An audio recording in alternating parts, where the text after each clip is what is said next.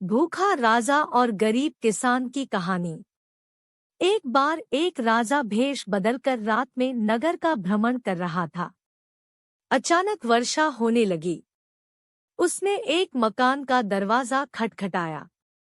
अंदर जाकर राजा ने गृहस्वामी से कहा, मैं कई दिनों से भूखा हूँ। भूख के मारे मेरे प्राण निकल रहे हैं। जो कुछ हो मुझे तुरंत खाने को दे दो। गृहस्वामी स्वयं अपनी पत्नी व बच्चों सहित 3 दिन से भूखा था। घर में अन्न का एक दाना तक न था। वह बड़े धर्म संकट में पड़ गया। उसे समझ नहीं आ रहा था कि वह अपने भूखे अतिथि को कहाँ से भोजन कराए। तभी उसके मन में एक विचार आया।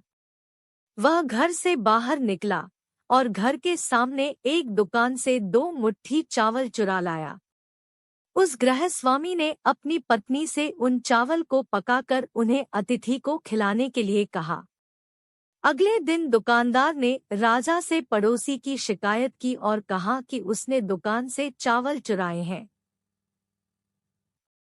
राजा ने तत्काल उस व्यक्ति को बुलवाया और चावलों की चोरी के बारे में पूछा।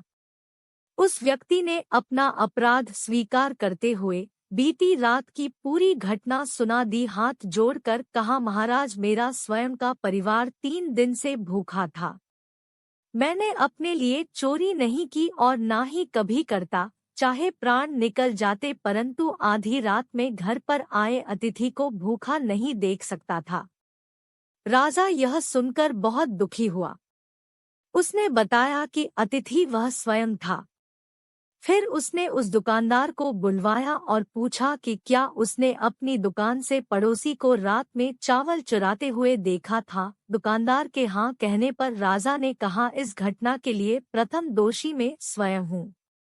दूसरा दोषी दुकानदार है, जिसने रात में पड़ोसी को चावल चुराते देख लिया, परंतु 3 दिन तक पड़ोसी को परिवार सहित भूखा रहते नहीं देखा।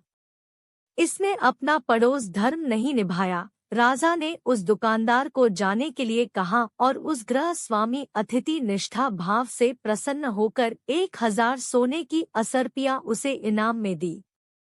शिक्षा। दोस्तों, इस कहानी से हमें शिक्षा मिलती है कि हमें अतिथि का सम्मान करना चाहिए। और देखा जाए तो हमारे ग्रंथों में लिखा है कि अतिथि परमो धर्म, मतलब कि अतिथि का सत्कार हमारा परम धर्म है।